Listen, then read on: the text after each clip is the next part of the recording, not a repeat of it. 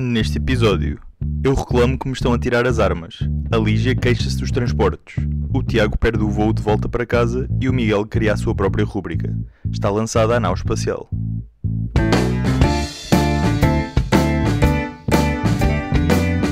Terra à vista, caro ouvinte. Estamos na nau espacial. Do bordo, estibordo ou bombordo, não sei, já me perdi. Conseguimos ver a Terra e de certo isto foi algo que foi repetido pelos nossos caros astronautas que voltaram à Terra, que vamos falar muito em breve no nosso episódio, portanto fiquem por aí. Antes de mais, eu sou o Gonçalo. Eu sou a Lígia. Eu sou o Miguel. E eu sou o Tiago. E muito bem, como estamos? Tudo bem? Tudo pronto? Viram alguma coisa no céu a retornar esta semana ou não?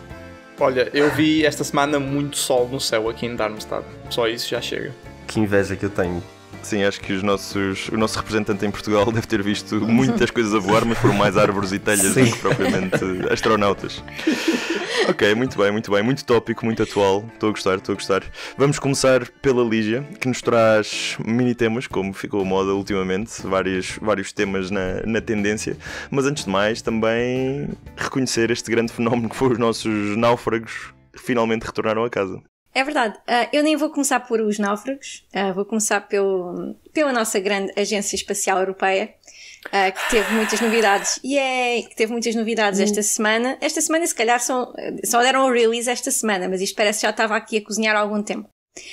Chama-me a atenção que assinaram um acordo com a agência japonesa JAXA, e isto chamou-me a atenção porque imediatamente o meu cérebro pensou, parece-me um afastamento dos outros aliados, não sei, parece que não é um afastamento, mas mais uma aproximação de um novo aliado, digamos. E quis ler mais sobre o assunto, porque logo no título também dizia para Marte. E não sei, os nossos ouvintes já não se lembram aqui desta tristeza que tem sido a missão de Marte da ESA, do Rosalind Franklin Rover, mas começou em que era a ESA com Roscosmos, depois obviamente já não é com a Rússia, a ESA aproximou-se mais dos Estados Unidos para tentar fazer essa missão pela segunda vez. E agora, quando vi isto, pensei, será que vão querer fazer a missão agora com a JAXA? Será que a América está a dizer não vai mais dinheiro para essa missão? E não é. É outra missão a Marte, que eles estão a pensar, outro tipo de ciência que estão a tentar fazer em Marte.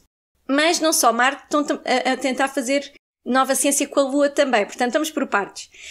Vamos começar com a Marte. Esta parceria pode ter um impacto maior do que parece.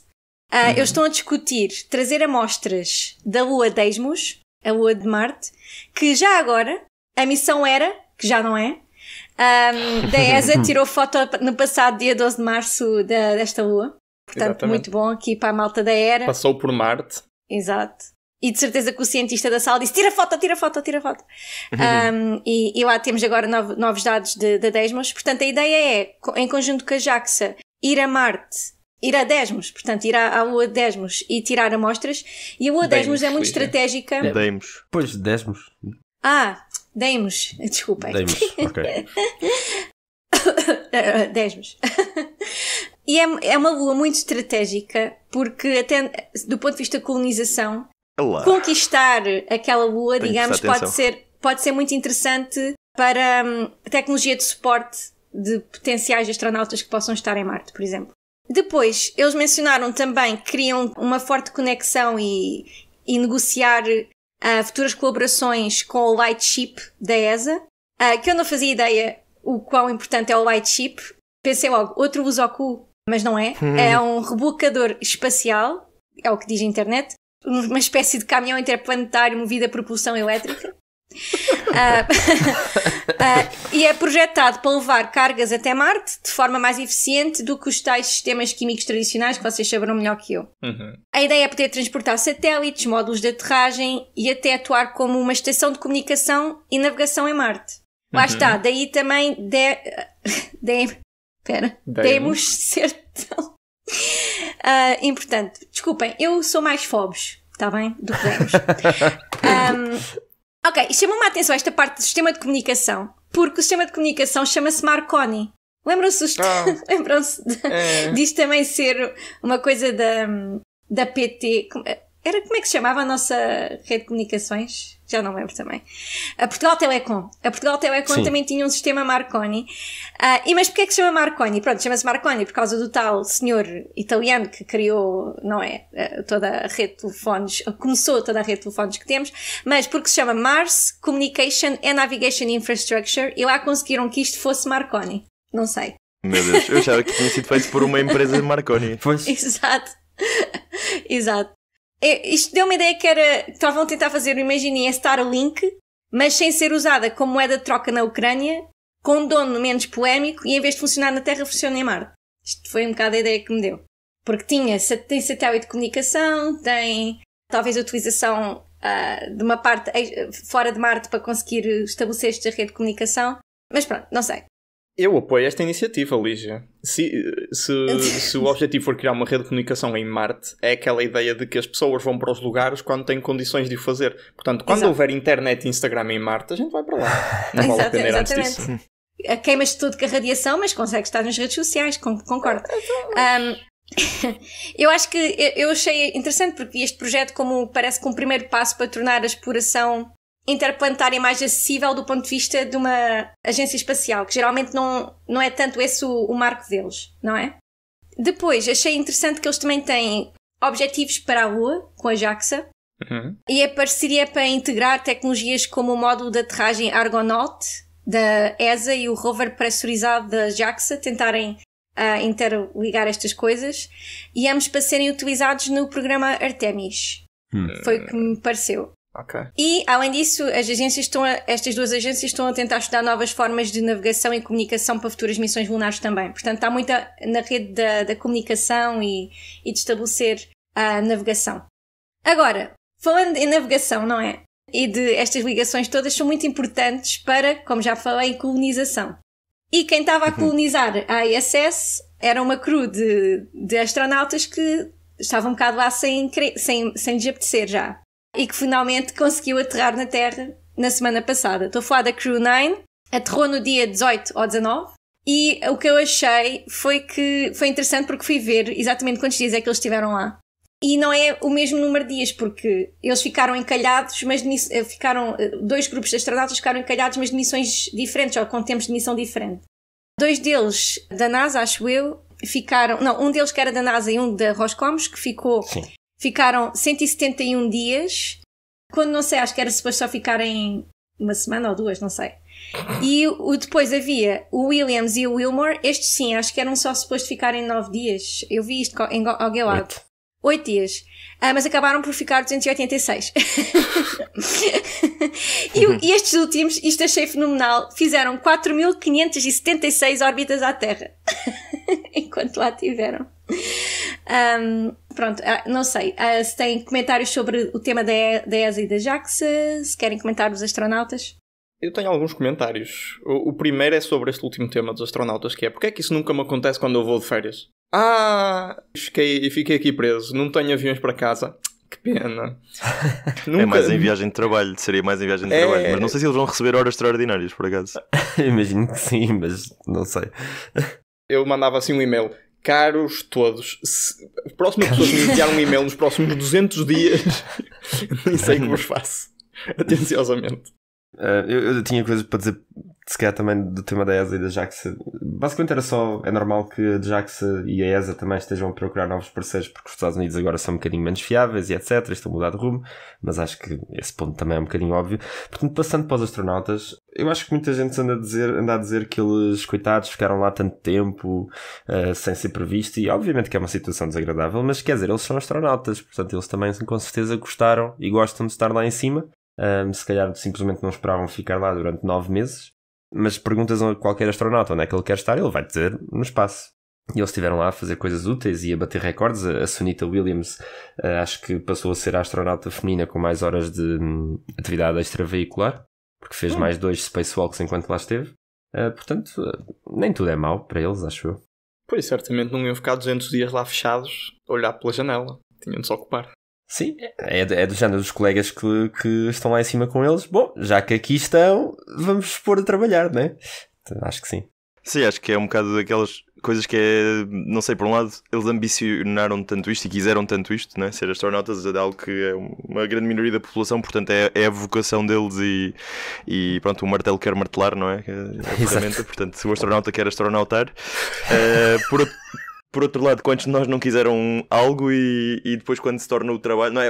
Aliás, até o espaço, não sei se isto vos acontece, mas quando, por exemplo, estudámos matérias espaciais porque era o nosso interesse, mas depois quando se torna o trabalho, às vezes o hobby confunde-se com o trabalho e depois já não é que não haja tanto gosto, mas as coisas parece que se misturam um bocado e também fica o lado negativo entra, portanto até que ponto é que eles não queriam era estar com a família e estes 280 dias no espaço foi um desperdício, porque se calhar é giro uma semana, mas depois deixa de ser interessante, não sei. Olha, eu em relação a isso, Gonçalo, tenho uma coisa a dizer. Eu tenho visto imensos memes da NBA, fiquem comigo, eu juro, isso vai fazer sentido. E há uma estrela do NBA agora que acho que é o Nikola Jokic. E as entrevistas do fulano são hilariantes, porque vê-se que ele é extremamente talentoso, mas ele é só um fulano. Ele não, o NBA não lhe subiu à cabeça, ele é só um fulano casualíssimo. Então eles fazem entrevistas tipo, o que é que significou este jogo para ti? Trabalhámos muito para isto, fico feliz que ganhámos e agora vou para casa, estou cansado, quero estar com a minha família. Epá, é isso. Ele quer estar com os cavalos, que ele tem cavalos e adora andar a cavalo, portanto há um vídeo também conhecido em que as pessoas perguntam-lhe, então vais à parada da vitória da NBA? E ele, quando é que é a parada? É na próxima quinta. Ei, que seca, eu quero ir para casa ter com os cavalos. E depois o próximo vídeo é ele todo bêbado na parada e a dizer, malta, desculpem ter dito que não queria estar cá, isto é incrível. Não, mas eu percebo esse fulano, as paixões são muito bonitas, mas trabalho é trabalho, ponto final. Desconfio muito de pessoas que dizem, eu gosto muito do meu trabalho. Não, tem de haver uma parte de ti que está cansada e quer ir para casa. Eu não sei, é a minha maneira de ver as coisas. E portanto, nesse sentido, eu não acho que os astronautas só querem astronautar. A pergunta, não, se me permitem uma pergunta, eu sei que fui eu que introduzi o tema, mas tenho realmente uma curiosidade. Eu lembro-me de, há uns anos, os astronautas não deverem estar mais do que 6 meses na ISS por questões de saúde. Portanto, aqui a questão de saúde coloca-se, eu acho, porque uma missão de poucos dias não tem o mesmo efeito na saúde deles que uma missão de 9 meses. E quando eu digo saúde, é a curto prazo, mas também pode ser a longo prazo, não é? Porque os riscos deles contraírem um cancro uns anos mais tarde é superior. E, portanto, isso, como é que estas agências todas, bem, a Roscosmos não vai dar nada, mas como é que a NASA, por exemplo, vai poder indemnizar aqui a Suni Williams? Tu levantas um ponto muito interessante, especialmente porque estes 2 astronautas já eram bastante enterdotes, digamos assim, eram 2 cotas, vá. Por acaso não sei a idade concreta nem de um nem do outro. A Sunita tem 59 anos, afinal até sei. O outro não sei, mas eles já eram os 2 bastante enterdotes porque lá está, iam só fazer um flight test, um teste de voo à cápsula da Boeing, que foi assim que isto tudo começou já agora, para quem não se lembra. Pois, lá está, a cidade de entrar num Boeing, não é? Já falamos sobre isso. Exato. Iam só fazer esse teste, uma coisa rápida, foram escolhidos para isso primeiro porque eram os mais experientes se calhar, então a Boeing contratou-os. Mas se calhar como são pessoas lá está com família e tudo isso que vocês já disseram, também não queriam ficar lá em cima tanto tempo, então isto era a missão ideal perfeita para eles. De repente vêm-se lá 9 meses e sim, embora já tenha havido várias missões com durações até 1 ano, o standard é 6 meses, tens toda a razão, Lígia, e sim, agora vamos ver que efeitos é que isso terá na saúde deles, para além daquelas habituais do síndrome ocular, ou lá como é que se chama, que eles chegam cá, têm a visão distorcida, não é? A questão da perda de massa óssea, tudo isso. Para além disso, pode sempre haver o Big C, que pode sempre aparecer. Obviamente não se pode dizer se será por causa disto ou não, mas claro que aumenta a probabilidade. Mas por acaso tem-se comentado, pronto, isto não querendo entrar em coisas políticas ou desagradáveis, mas que, ou seja, tem havido um certo push e pull nas redes sociais por causa deste assunto da saúde, mas especificamente por causa do aspecto da Sunita Williams, que pronto, algumas pessoas estão a dizer que é sexista o facto das pessoas estarem a falar do aspecto dela físico e tal, mas o que as pessoas estão a notar é que ela, ou seja, temos o facto da densidade óssea e das pessoas ficarem mais altas por causa dos discos da coluna vertebral estarem relaxados e portanto as pessoas ficam mais altas, mas que ela dizem, ela está com a cara estranha, está magra, não anda a comer, está com um prognatismo no queixo estranho, está com o cabelo branco, blá, as pessoas estão a falar imenso sobre isso. E pronto, e como agora tudo é polarizado, de repente há um grande debate nas redes sociais acerca de se isto é ok ou não de se estar a comentar, mas de certo que os cientistas que estudam a saúde das pessoas e os dados biológicos sobre o envelhecimento e sobre as doenças agora têm um tesouro que não estavam à espera de ter, né? Que se calhar a última vez que tiveram foi os gêmeos. O Scott. Exato. O gêmeo da experiência dos gêmeos. Sim, exato. Por outro lado, eles são cotas, é verdade, os dois astronautas, mas eu neste contexto li também que a Sunita Williams foi a primeira astronauta a correr uma maratona na ISS, que eu não sabia que tinha acontecido, portanto 4 horas na passadeira. Ai meu Deus. Ok. Foi tipo em 2007, um coisa assim do género, nos anos 2000, e depois em 2012 foi a primeira pessoa a fazer um triatlo no espaço. E vocês perguntam como é que se faz um triatlo no espaço? Mandou-se contra uma gota d'água. Exato. Correr na passadeira. Tudo bem. Andar de bicicleta na bicicleta estática. Sim. Tudo bem. Então e nadar.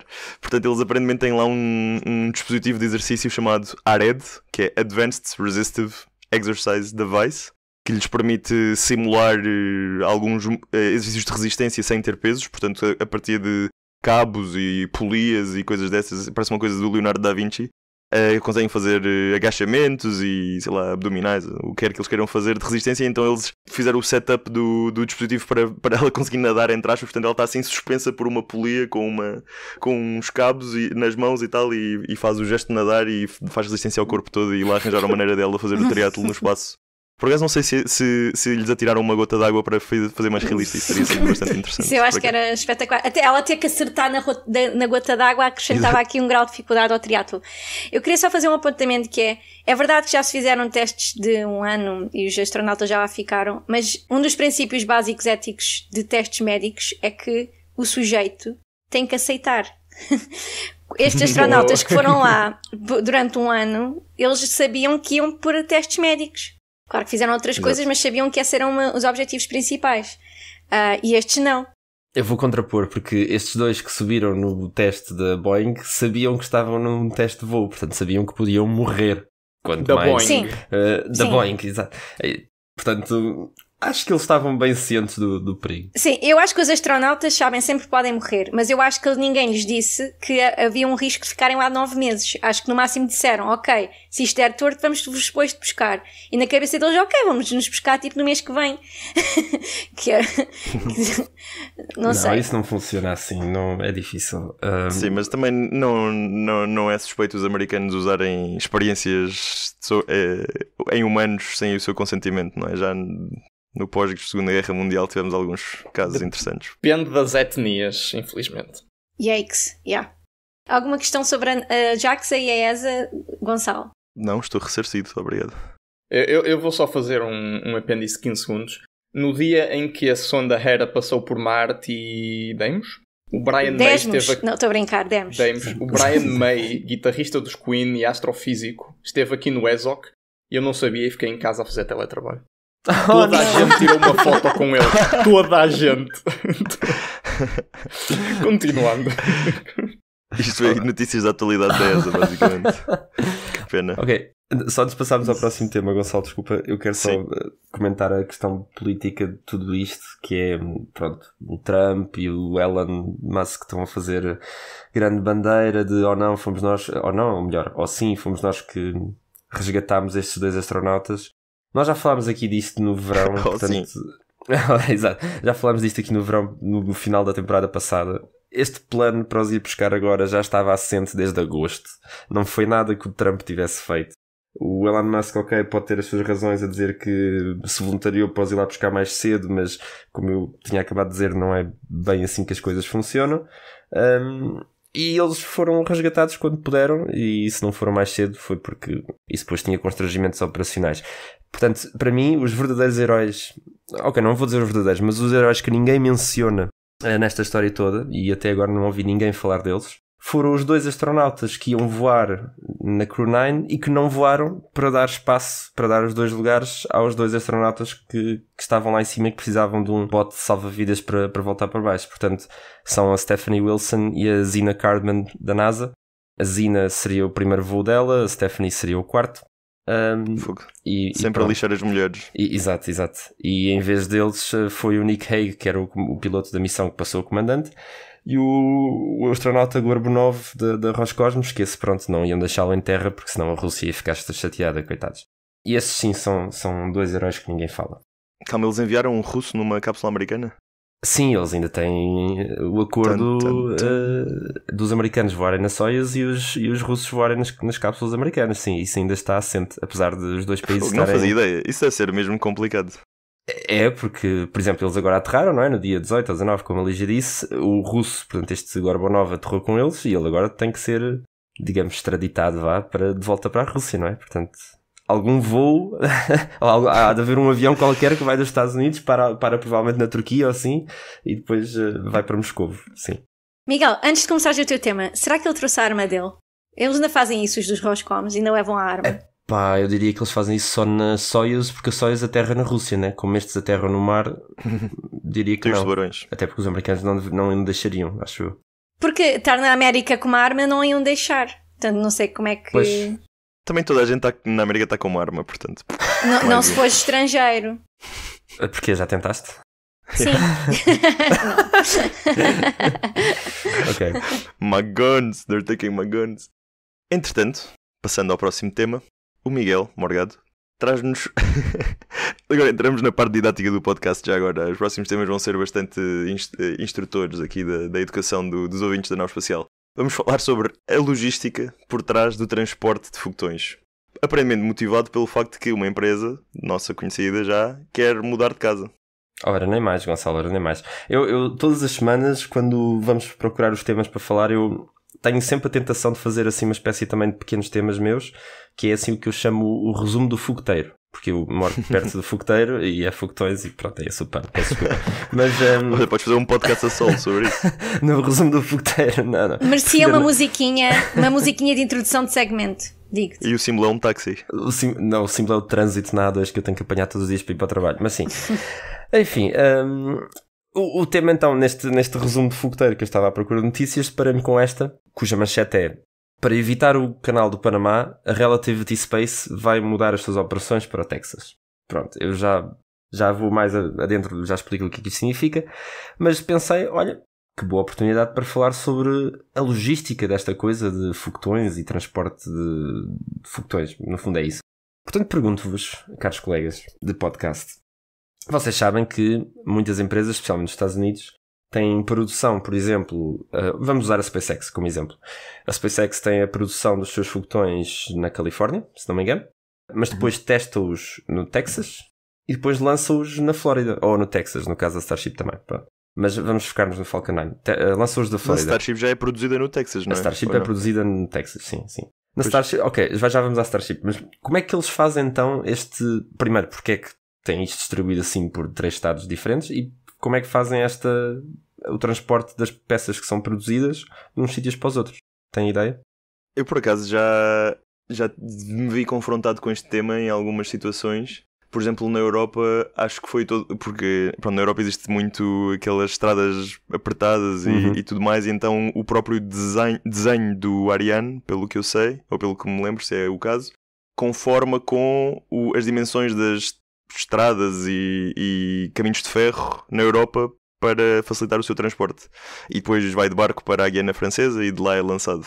Isto é por um lado. Por outro, quando nos Estados Unidos não estou tão a par, mas lembro-me que quando estava a investigar para a minha tese que tinha de ver coisas do shuttle, que, ou seja, um dos motivos pelo qual o shuttle não era económico e que aquilo era mais caro do que suposto para um veículo reutilizável, era que eles tinham de fazer o concerto e o arranjo e refurbishment dos vários componentes em estados diferentes, por motivos políticos. Portanto, o paraquedas ia para um lado, o booster ia para o outro, o orbiter ia para o outro lado, e acho que havia qualquer coisa a ver com caminhos de ferro também. No entanto, temos aquela imagem icónica, não é? Do Boeing 747 a transportar o orbiter, portanto, o avião,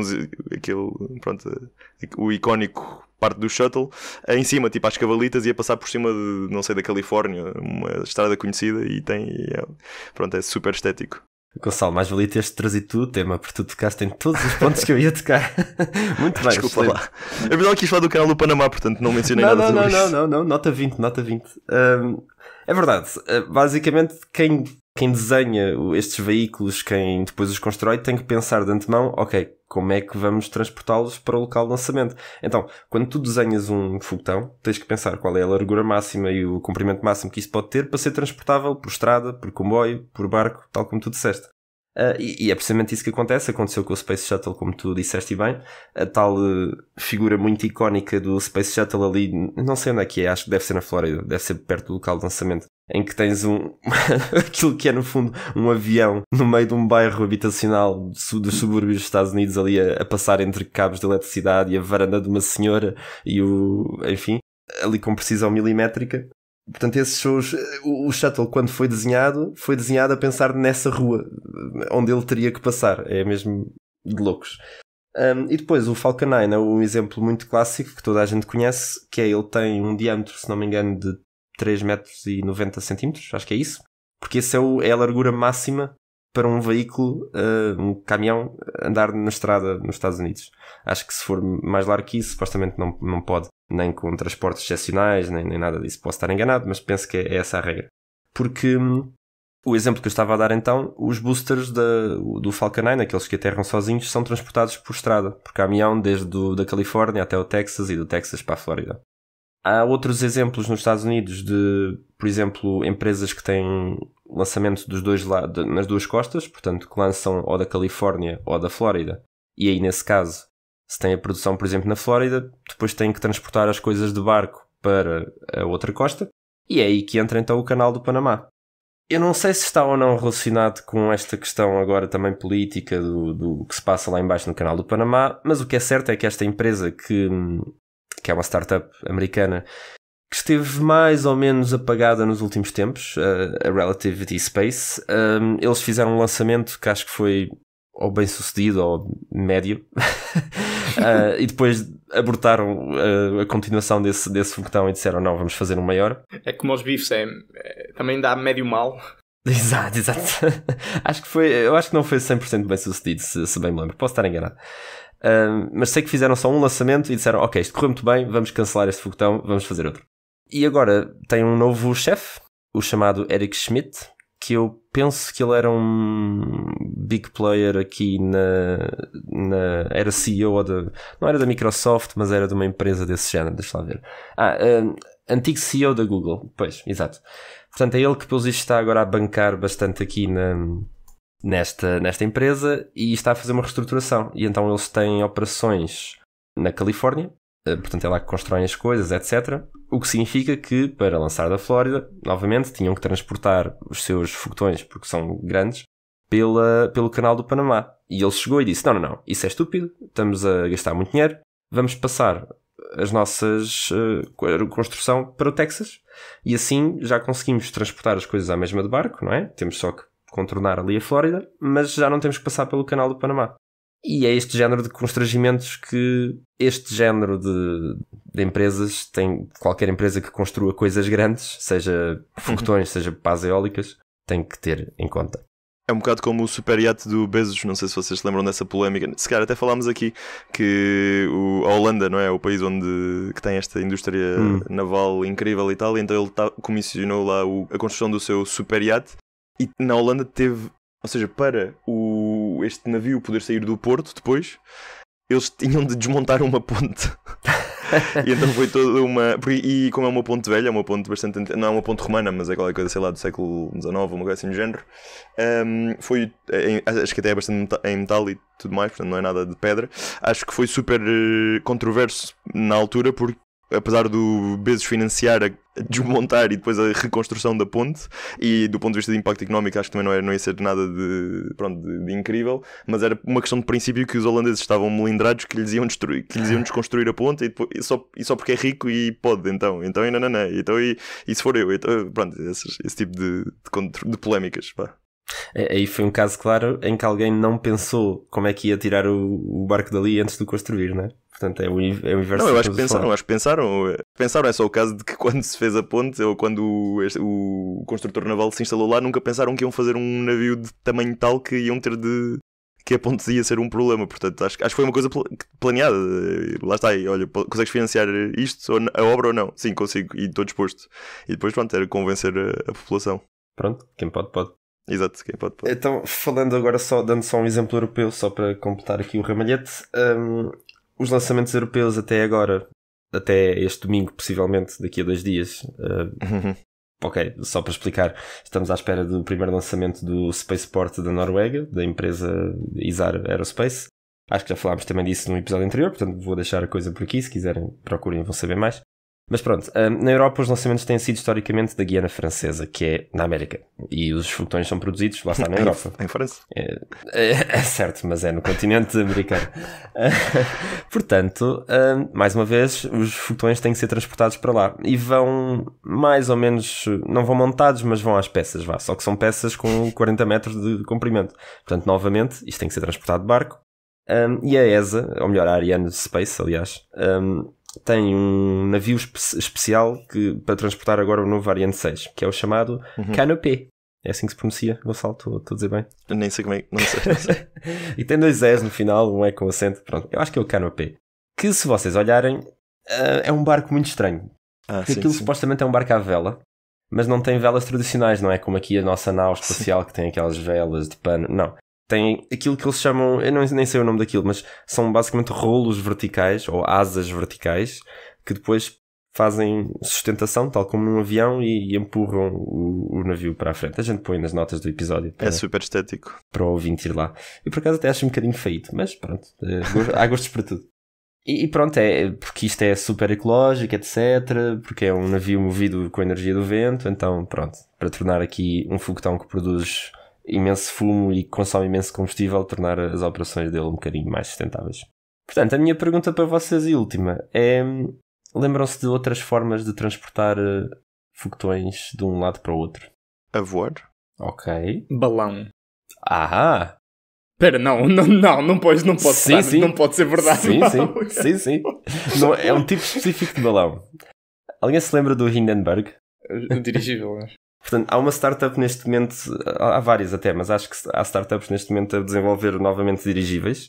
É uma daquelas tecnologias que se anda há 30 anos a prometer que vai voltar e nunca volta. Mas um dos grandes usos disso pode ser, por exemplo, para o transporte destes grandes volumes, que até são coisas relativamente leves, porque aquilo é só uma chapa de alumínio com tanques lá dentro, não é? Só que é muito volumosa. Então, para transportar de um lado, de onde quer que seja, para onde quer que seja, mas transatlântico, por exemplo, dirigíveis são uma solução muito interessante. Portanto, acho que é a Lockheed Martin que está investida numa dessas startups e que poderia ser usada, por Ainda exemplo, bem que não disseste a Boeing. Se dissesse a Boeing que está a investir em balões do tipo, dirigíveis do tipo Hindenburg, ia fazer Boeing. Era... 2 conceitos na mesma frase que de certeza não vão acabar bem. Ia ser Bang. E depois há casos mais pequenos que também são transportados de avião. Tens aquele Airbus que acho que é o Beluga, não é? Como o Gonçalo já referiu, que o Space Shuttle era transportado no topo de um 747. Isso também aconteceu com o vai-vem russo. Portanto, sim, pelo ar também há algumas alternativas. Não dá para transportar de comboio? Era o que eu ia perguntar, exatamente. Sim, a questão é que se quiseres fazer transatlântico, por exemplo, não há linhas de comboio a atravessar o oceano, não é? Da Flórida para a Califórnia, essas coisas todas era resolvido por facilmente. Sim. Se eles tiver, se este país decidisse ter comboios. E já não digas mal dos Estados Unidos, são um país maravilhoso. É maravilhoso. Especialmente sob a alçada do Trump. Custa-me 5 horas a chegar a Nova Iorque, mas... Eu vivo no estado de Nova Iorque e demora-me 5 horas a chegar a Nova Iorque, e isso é maravilhoso, quando se calhar com comboio era 2. Mas pronto, mais tempo a ler no autocarro.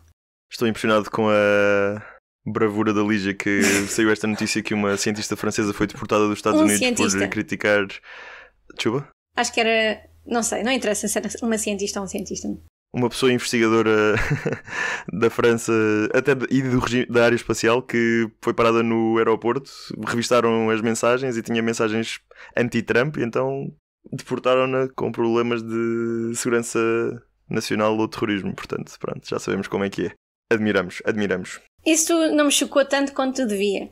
Porque para todas as... Já estás à espera. Não, todas as vezes que eu tenho que renovar o visto, eles perguntam-me das minhas redes sociais. Há de ser para quê? Para me seguirem? Para adicionar aqui o following? Mas daí até irem às tuas mensagens é diferente, não é? É um passinho. Isto é o que, pelo que me contaram, é o que acontece aos bielorrussos quando voltam à Bielorrússia. Já sabem, são apanhados pelo KGB, têm de apagar as mensagens e as imagens todas e os memes do Lukashenko, primeiro. Depois são levadas pelo KGB para uma cave e dizem, olha, nós sabemos o que é que fizeste, nós sabemos o que é que tu fizeste, os teus pais já estão presos, mais vale admitir. Mas pronto, passado 2 ou 3 horas de apertar, vai lá.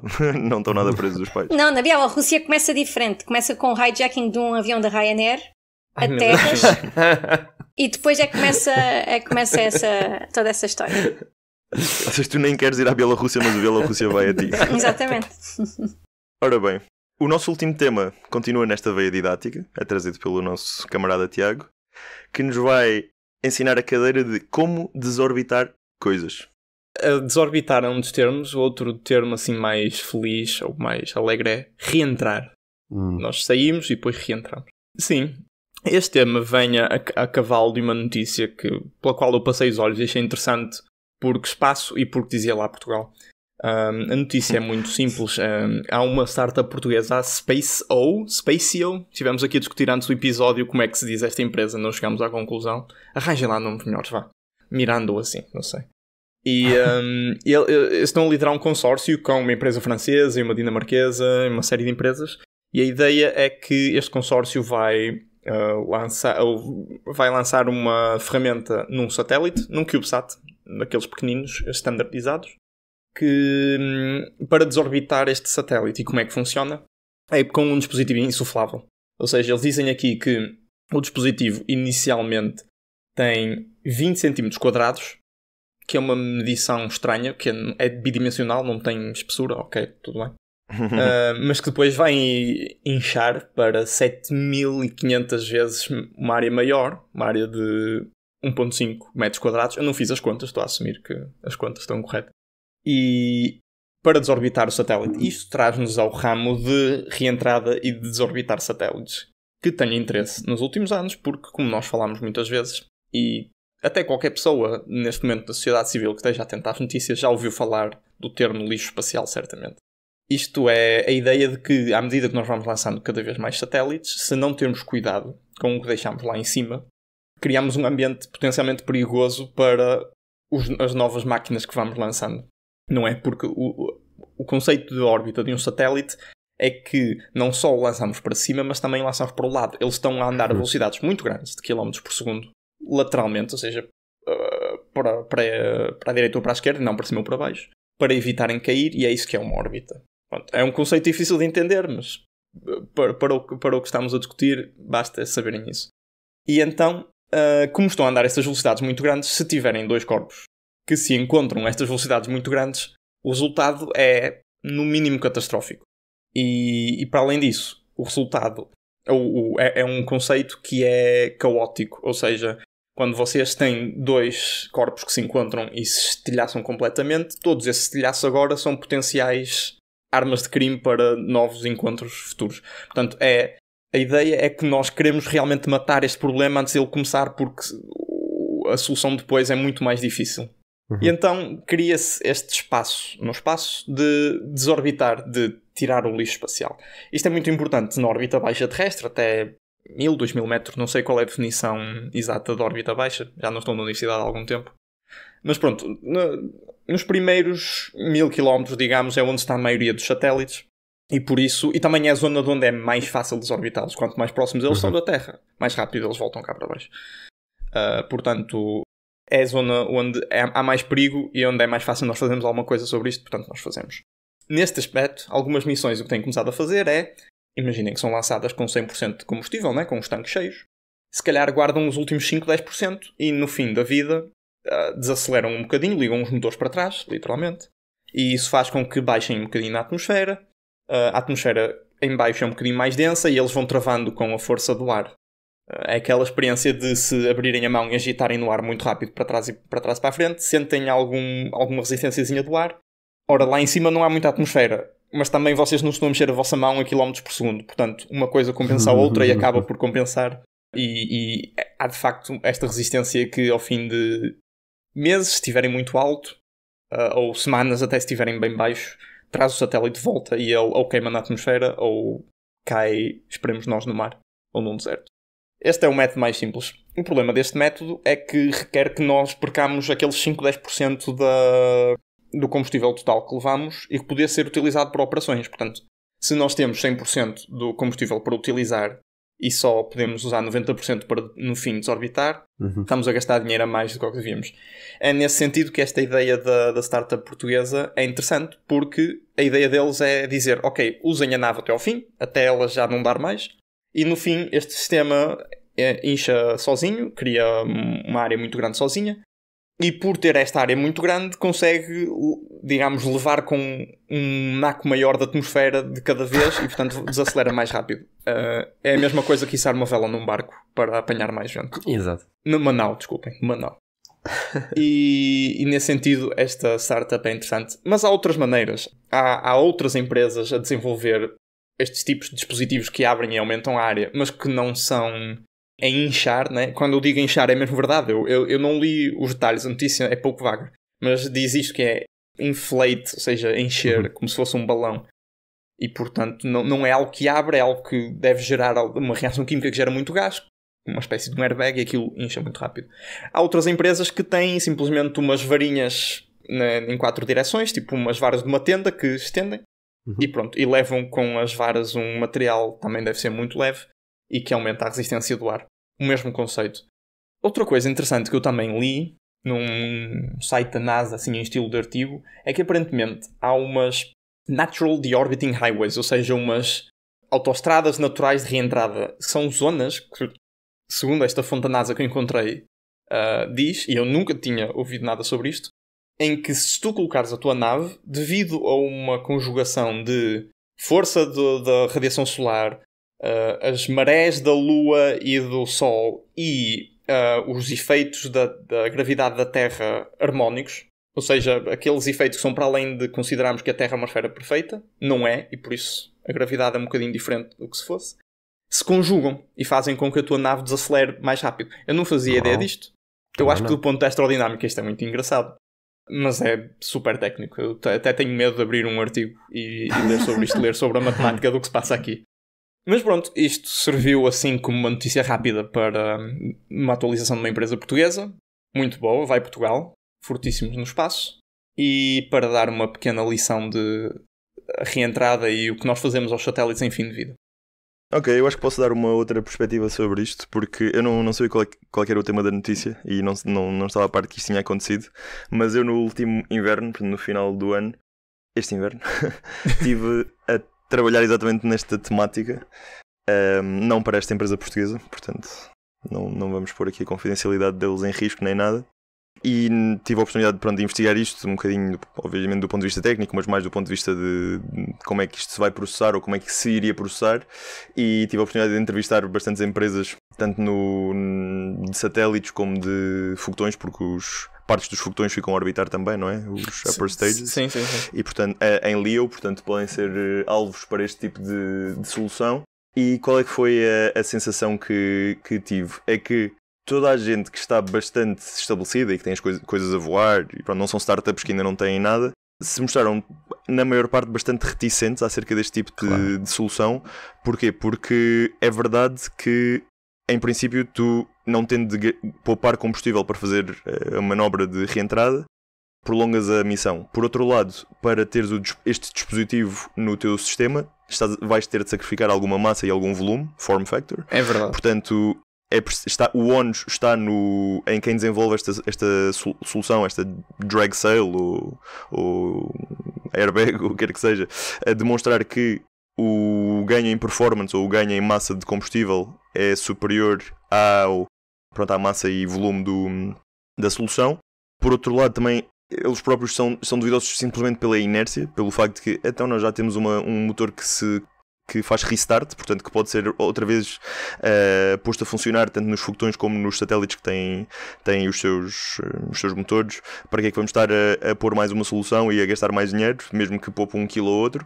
Teria de ser um ganho bastante bem provado. E em terceiro lugar, a fiabilidade do sistema. Portanto, imaginando que nós temos um satélite que já tem o plano feito há anos, que já é voado e reproduzido e tem uma supply chain bastante fixa, adicionar mais um sistema, e ainda por cima um sistema bastante crítico, porque tem estes mecanismos que pode dar errado, pode trazer problemas para a fiabilidade do sistema. Portanto, estamos a ver o ónus aumentar. E finalmente, quanto a desorbitar, acho que era o caso específico dos foguetões. A partir de uma certa massa, é necessário que a reentrada seja feita de forma controlada. Ou seja, o facto de podermos ter os motores a ser utilizados com força variável e direção variável faz com que nós possamos orientar a reentrada de forma a que, quando o foguetão se parte todo na atmosfera, se alguma parte chegar cá abaixo, vai cair no oceano ou vai cair numa zona despopulada e, portanto, tem uma probabilidade de causar dano material e físico inferior a um certo limiar. E estas drag sails ou insufláveis ou o que quer que seja não têm tanto controlo e, portanto, do ponto de vista legal pode haver alguma limitação. Só que, como em tudo na vida, e especialmente nestas novas tecnologias espaciais, o lado legal está atrasado e é uma zona cinzenta, e então existe alguma esperança aqui da parte destes atores que fazem estes novos sistemas que possa vir a desenvolver-se a favor deles. E por outro lado, como tu disseste muito bem, Tiago, que o problema do distrito espacial é enorme e está na moda e temos de prevenir e tudo mais, pode ser que ter o sistema de motores que se pode ser recomeçado a operar ao mesmo tempo de uma vela ou de uma solução de reentrada passiva, que isto, melhora a probabilidade de haver uma reentrada bem sucedida, porque temos vários casos, até o Ariane 6, o primeiro voo do Ariane 6, não é? Se vocês se lembram, aquilo teve uma falha e ficou lixo espacial para todos os efeitos. Portanto, se tem alguma redundância para podermos garantir que a órbita fica limpa depois de a utilizarmos, como as praias em Portugal.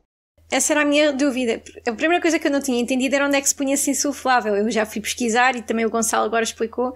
Aparentemente na altura de fazer o foguetão, há uma colaboração ou compra esse serviço à empresa e é incorporado no foguetão, certo? Pronto. Eu estava a pensar, isso traz realmente uma vantagem porque a ideia de ter só mais combustível e depois fazerem a reentrada porque tem mais combustível e consegue-se fazer esse de-orbiting, só funciona se o foguetão estiver a funcionar, né? Esse é um problema. Mas o insuflável também, certo? Porque se perder comunicação com o foguetão, depois também não se consegue ativar isso, em princípio, certo? Isto é uma área cinzenta da notícia. A notícia diz que, supostamente, mesmo que o satélite seja passivado, a ideia é que este módulo consiga viver autonomamente. Isso é bom, eu não sei como é que eles fazem isso, mas leva-me a outra ideia, que é, se eles conseguem comunicar diretamente com este módulo, significa que pode haver agentes terceiros maliciosos que tentam ativar. Estão a ver a ideia de pregar partidas a pessoas, mas no espaço. Sim. É tipo o 007 está a voar no jato e depois a saída de emergência é ativada e ele é a mola debaixo do assento. E portanto pode haver atores maliciosos no campo espacial, e nós vemos que a maioria das forças armadas mais avançadas neste momento, das nações que mais investem neste ramo, estão a começar a desenvolver forças espaciais e portanto eles de certeza que devem estar a investigar maneiras de comprometerem as naves uns dos outros, e isso veio-me imediatamente à cabeça. Era muito engraçado, a gente lança um satélite, ele vai estar lá durante 5 anos e passado 2 meses alguém abre o airbag e ele cai. Mas o que o Gonçalo disse também é muito interessante, porque ele criou, não sei se por querer ou sem querer, o conceito de uma órbita azul em Anal, com uma praia azul. A bandeira azul para a órbita. Sim, Agência Espacial Portuguesa, comecem a trabalhar nisto. Portugal a ser o primeiro país a dar bandeiras azuis às órbitas. Olha, esta órbita está congestionada, ninguém pode ir para a água. Bandeira vermelha, peço desculpa. Bandeira roxa é porque há um tubarão. A sério? Okay. Na Flórida. Tubarão espacial. Acho que aqui na Europa também é quando há vida. Quer dizer, eu já vi uma bandeira roxa e já não me lembro se era porque havia criaturas no mar, se calhar ali isso, criaturas, numa fonte americana. Se calhar águas vivas. Não, mas estava uma tempestade gigante. Quando eu estava lá, estava uma tempestade gigante e estava a bandeira roxa, e depois fui bandeira roxa e vi tubarão na água. Fiquei tipo, boa. Tubarão na água. Ficava com mais medo das nossas caravelas. Essas sim metem medo. Tubarão, isso é para meninos. Que é só não. Ok, foi o nosso episódio, muito didático nos seus últimos 2 terços, e tivemos a oportunidade de falar do que toda a gente no mundo neste momento anda a falar em termos de espaço, para além de querer refilar com o Elon Musk. Também ao menos podemos partilhar a parte da exploração humana, que é o que ele é um toda a rei. gente... Fantástico. Maravilhoso. Para efeitos legais. É verdade. Sim. Para efeitos oficiais, nós somos fãs. Cuidado com o visto da Lígia. Especialmente a Lígia. Mas pronto, foi o nosso episódio. Obrigado por estar desse lado. A música do Josh Woodward é algo que eu nunca me vou esquecer de dizer, depois de me esquecer há 2 ou 3 episódios. Sigam-nos no Instagram. O Instagram é a única coisa que usamos hoje em dia, mas pronto, TikTok e Facebook também. Para interagirem connosco, podem comentar, responder às nossas Nós stories. não temos Facebook, Gonçalo. Exato. Não temos Facebook? Oh, porra. TikTok, pronto, whatever. Interajam connosco, comentem, enviem-nos perguntas. Já viram que nós no último episódio respondemos perguntas dos nossos ouvintes, apesar de ter um delay de 2 anos, mas pronto, não faz mal. O nosso e-mail é naoespacialpod@gmail.com. E até daqui a 2 semanas. Vemo-nos na próxima. Adeus. Adeus.